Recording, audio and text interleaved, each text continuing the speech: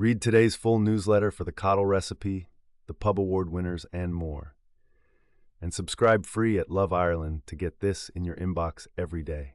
Dublin Coddle, sausages, rashers, potatoes, and onions simmered low and slow for 3 hours, is the most Dublin dish that ever existed, and it belongs entirely to home kitchens, not restaurants.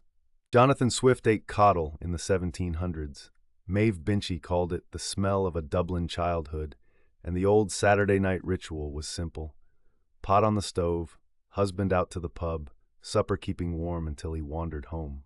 Then there's Boxty, raw grated potato, mashed potato, flour and egg, fried golden in butter, born in the northwest counties of Leitrim and Cavan, where emigrants still swear it never tastes the same made anywhere else.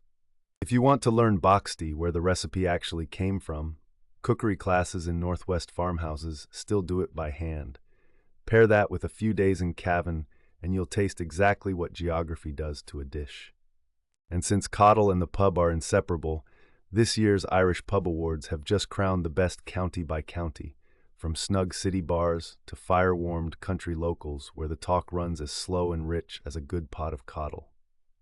National Heritage Week this August carries the theme Heritage at Risk, and honestly, keeping dishes like colcannon, boxty, and coddle alive in home kitchens is exactly the kind of living heritage worth protecting. Read today's full newsletter for the Coddle recipe, the pub award winners, and more. And subscribe free at Love Ireland to get this in your inbox every day.